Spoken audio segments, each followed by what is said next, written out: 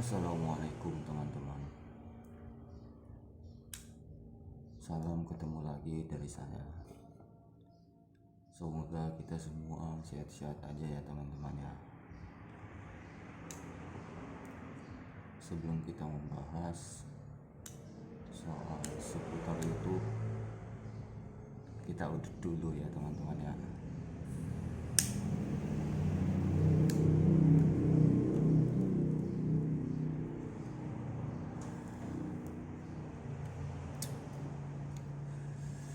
Sebagai kreator, Anda mungkin pernah bertanya bagaimana sistem YouTube memilih video untuk direkomendasikan di beranda atau di penelusuran YouTube.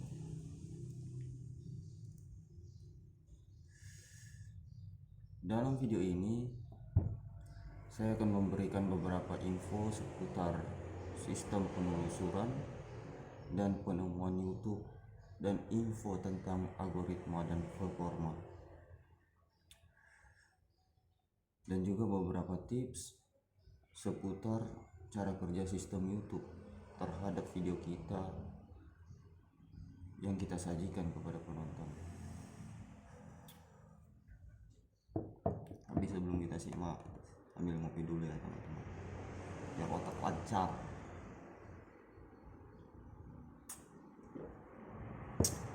Dan mikrofonnya saya cantolin di janggut aja. Poin pertama pembahasan kita teman-teman, bagaimana cara YouTube itu bekerja memilih video kita untuk dimunculkan atau ditampilkan baik di beranda YouTube ataupun di penelusuran YouTube.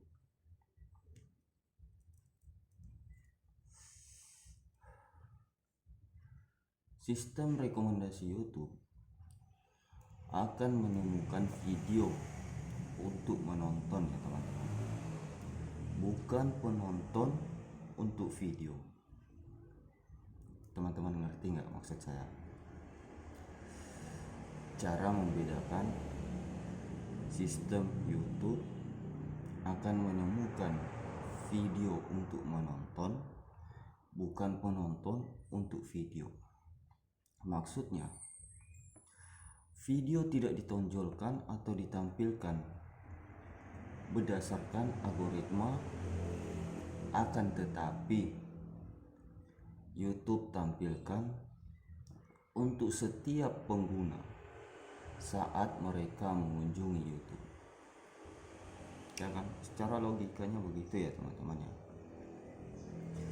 Jadi cara kerja YouTube itu mungkin sedikit sulit untuk dimengerti ya teman-teman ya. Namun tujuan sistem penelusuran dan penemuan YouTube itu diciptakan adalah mencocokkan setiap video yang penonton cari dan kemungkinan akan mereka tonton dan nikmati. Karena itu, jika teman-teman perhatikan, ya kan? Coba teman-teman perhatikan video yang muncul atau tampil di beranda YouTube akan berbeda-beda untuk setiap penonton yang mengunjungi YouTube. Itu kan biasa kita buka YouTube meskipun ya contohnya HP kita dua ya teman-teman ya, kita buka YouTube itu pasti berandanya nggak bakalan sama ya teman-teman, pasti berbeda-beda.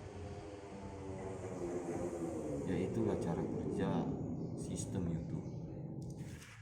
Dia akan menampilkan video sesuai minat penontonnya.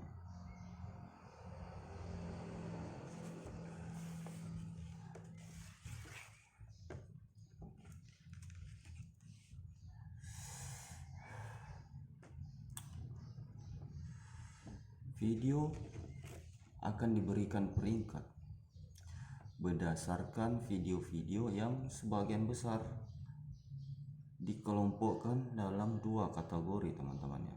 Dua kategori, teman-teman. Yang pertama, personalisasi penonton, dan yang kedua, performa video. Personalisasi penonton menurut sistem YouTube pada survei yang terkait referensi seperti video yang mereka pilih untuk ditonton, terus video yang diabaikan,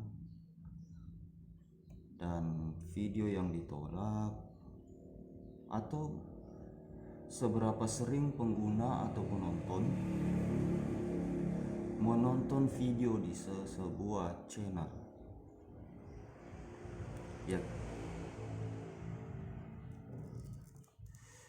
sistem YouTube juga mempertimbangkan performa video kita. Panas nih ya teman-teman ya.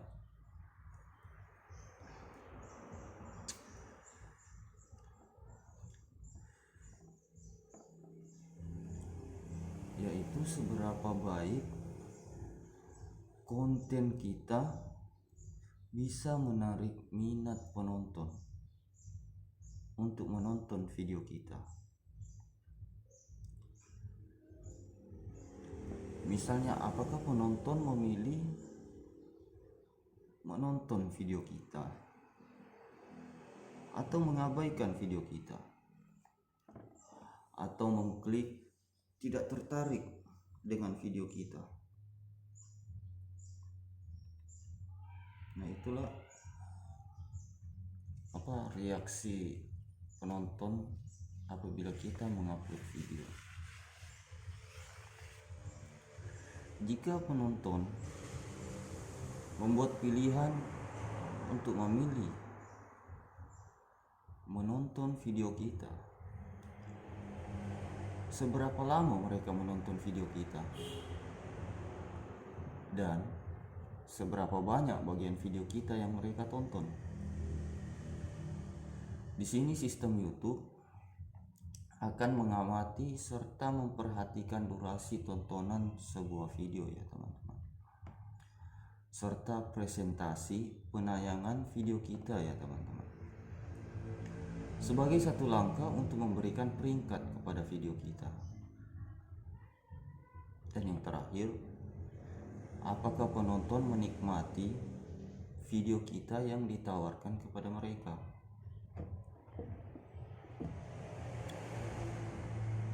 Coba teman-teman pikir.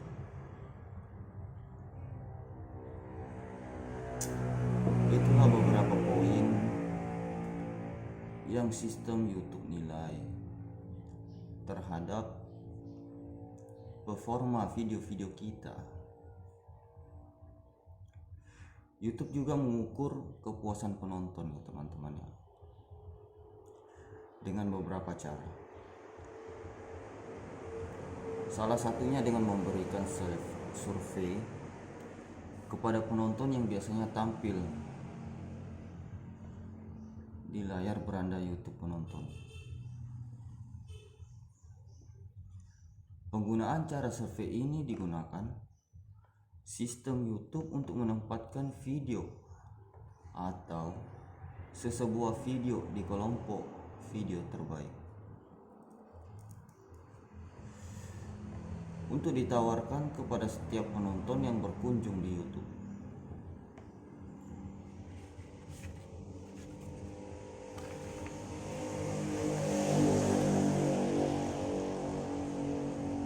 Ada teman-teman yang bertanya ya teman-teman ya. Terus tapi saya nggak bilang kamu tertanya-tanya, kamu bertanya, kamu nanya-nanya. Enggak ya teman-teman, Saya langsung jawab aja. Terkadang sebagai kreator kita sering bertanya-tanya, kamu nanya video jenis apa sih yang paling disukai algoritma? Nah itu ada yang bertanya gitu ya, video apa sih yang disukai algoritma YouTube? Namun sebenarnya sistem YouTube itu tidak memiliki pilihan pada jenis video yang kita buat, teman-teman. Jadi kita sebagai kreator bebas-bebas aja sih mau bikin konten soal apa, karena YouTube itu tidak pernah condong pada format video tertentu. Ya harus video ini yang baru direkomendasikan, enggak ya teman-teman. Intinya sistem YouTube itu lebih mengikuti pilihan penonton. Jadi buat teman-teman yang khususnya kreator pemula, nggak usah bingung-bingung mau bikin konten apa, tentang apa buat channel kalian. Ya buat aja konten yang menurut kalian bisa menarik perhatian penonton untuk menonton video kalian. Dan teman-teman gak perlu membuang-buang waktu, pikiran, dan tenaga kalian teman-teman untuk memikirkan algoritma dan analisis. Mending teman-teman gunakan waktu teman-teman untuk memahami penonton teman-teman, video apa sih yang mereka suka. Nah kalau teman-teman udah tahu, ya tinggal buat konten video yang mereka suka, nanti pasti mereka akan tonton video teman-teman. Terus pertanyaan yang berikutnya, apakah mengubah judul atau thumbnail video kita bisa mengubah peringkat video di algoritma YouTube? Ya itu bisa-bisa aja ya teman-teman ya, karena kadang kalau judul dan thumbnail kita menarik, itu bisa membuat penonton akan menonton video kita ya teman-teman ya. Namun itu bukanlah faktor yang utama ya teman-teman, bukan faktor utama, karena sistem YouTube itu merespon cara penonton berinteraksi dengan video teman-teman, bukan pada tindakan mengubah judul atau thumbnail video.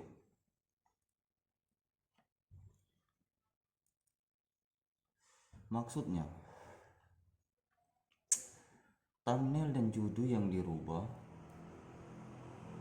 hanyalah sebuah cara dan trik yang efektif untuk meningkatkan penayangan video kita.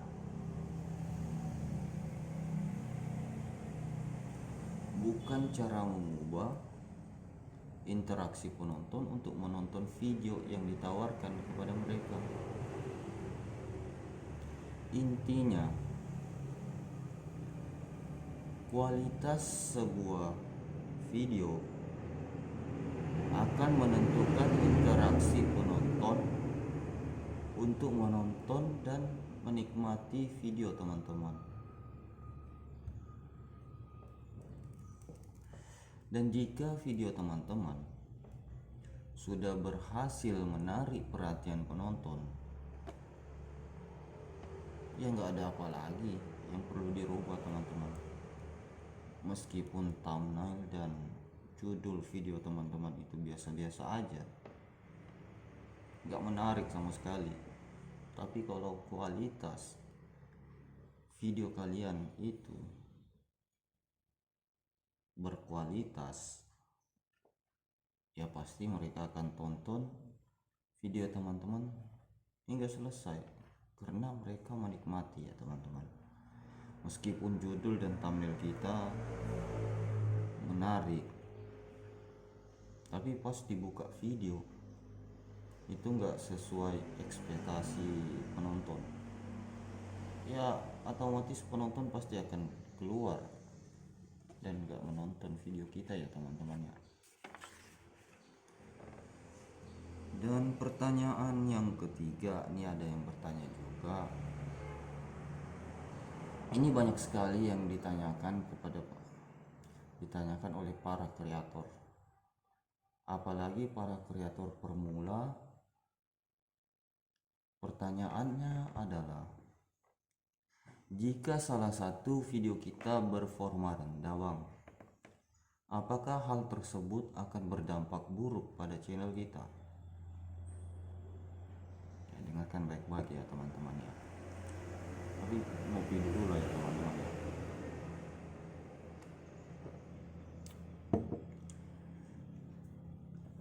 Itu semua tergantung kepada kualitas video kita, karena hal tersebut mempengaruhi reaksi penonton atas setiap video yang direkomendasikan kepada mereka.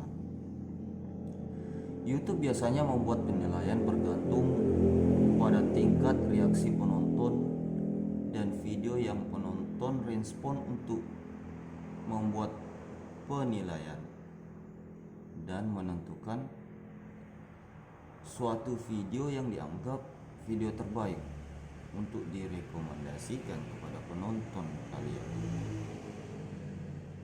Intinya, YouTube itu nggak melihat sebagus apa konten kita teman-teman untuk direkomendasikan kepada penonton, tetapi YouTube hanya melakukan rekomendasi video yang menurut sistem YouTube itu bisa menarik minat penonton untuk terus menonton video-video yang tersedia di YouTube. Nah, itulah target. Ada juga yang bertanya teman-teman, apa sih penyebab penurunan penayangan video di channel kita? Jawabannya, penyebab turunnya penayangan video bisa disebabkan oleh beberapa faktor teman-teman. Yang pertama, seiring berjalannya waktu mengubah minat penonton. Dan yang kedua, penonton tidak tertarik untuk melihat video yang direkomendasikan kepada mereka. Dan yang ketiga, penonton tidak tertarik untuk melihat video yang ditawarkan kepada mereka karena nggak sesuai dengan apa yang mereka cari teman-teman. Bisa juga disebabkan hanya berniat subrek-subrek dengan berlangganan tanpa ingin melihat video kita, dan banyak lagi sih faktor lainnya. Jadi ya itulah beberapa sebab turunnya penayangan video di channel kita. Ya, ada pertanyaan lagi teman-teman. Ya, banyak sekali ya yang bertanya ya. Apakah status monet mempengaruhi sebuah video di suatu channel? Jawabannya tidak sama sekali ya teman-teman ya. Sistem penelusuran dan rekomendasi YouTube itu tidak mengetahui video mana yang sudah dimonet dan belum dimonet.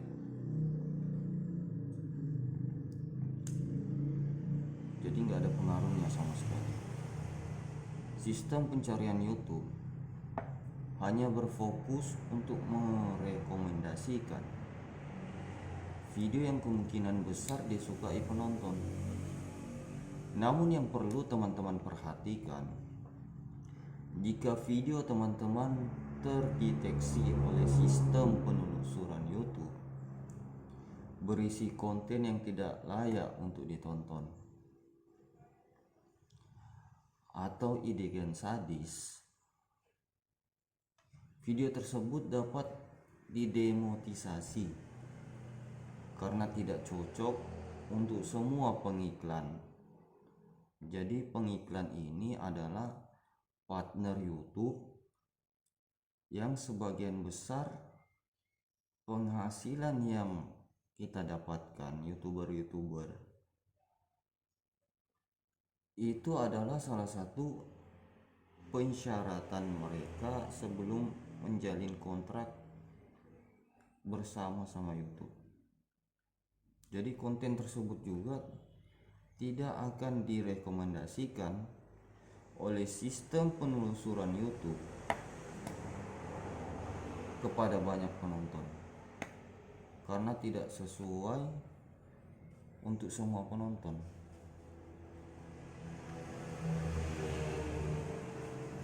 Pertanyaan ke-6, apakah saya harus mengupload setiap hari atau seminggu sekali?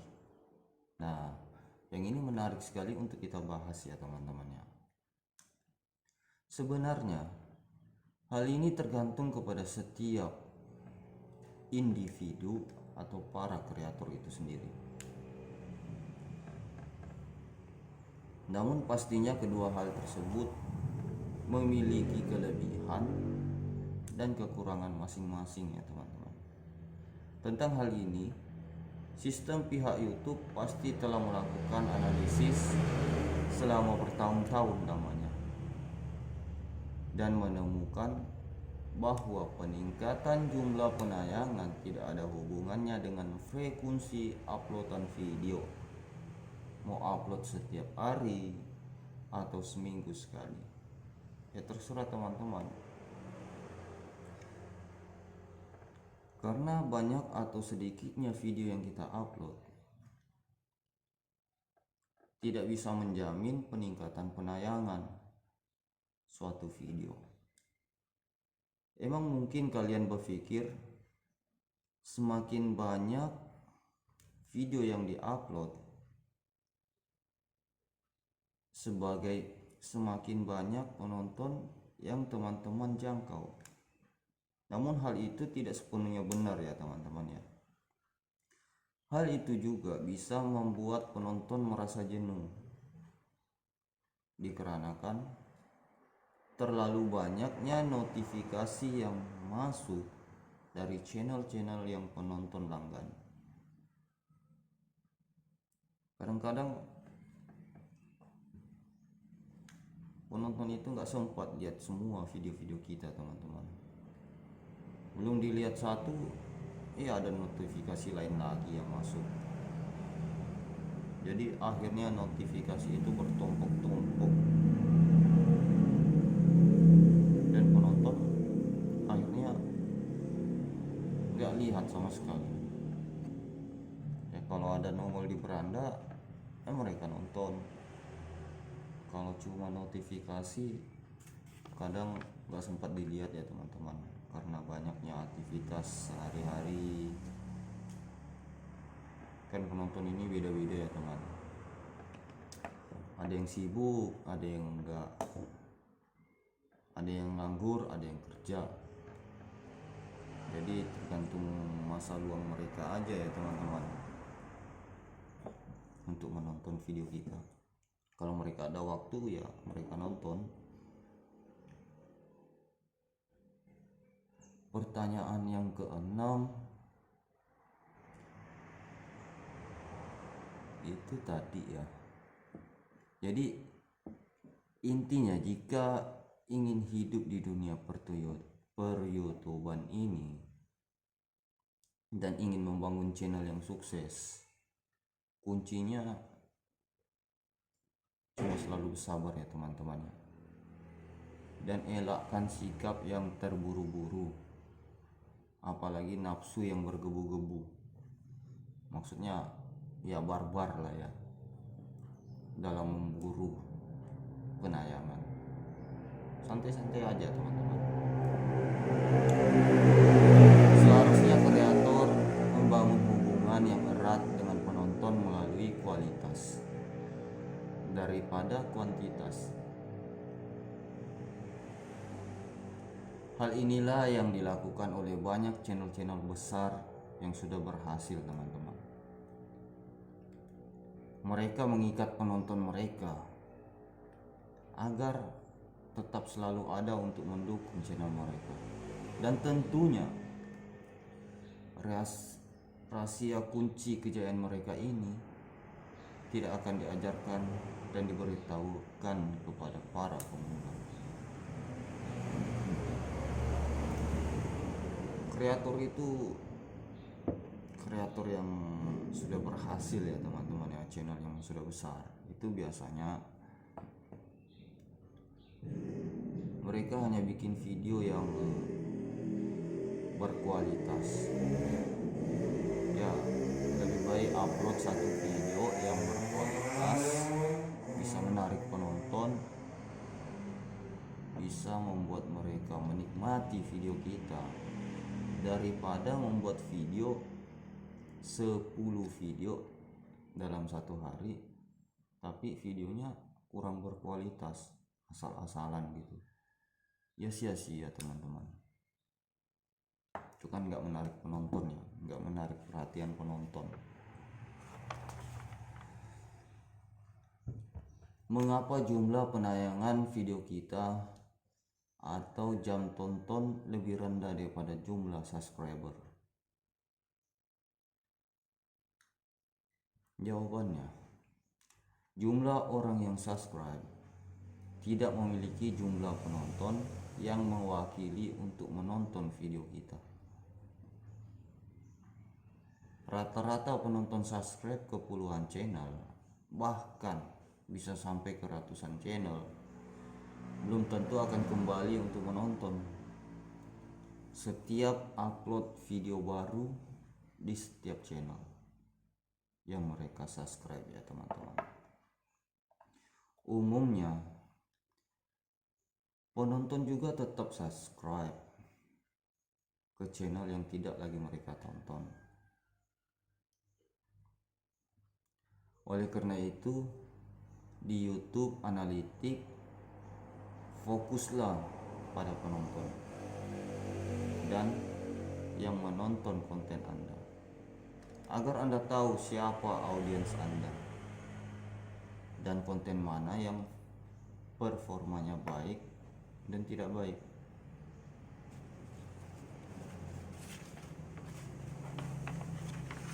Ya kan teman-teman.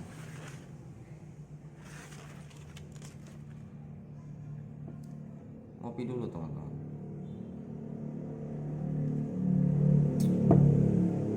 Coba teman-teman perhatikan sistem YouTube dipersonalisasikan bagi setiap penonton dan merekomendasikan konten berdasarkan minat penonton. Sistem ini juga dipengaruhi oleh performa dan interaksi video seperti faktor eksternal yang mempengaruhi minat orang di sepanjang waktu. Fokuslah pada hal yang disukai penonton. Jika teman-teman patuhi ini dan orang menonton video teman-teman, maka rekomendasi akan mengikuti semua video teman-teman.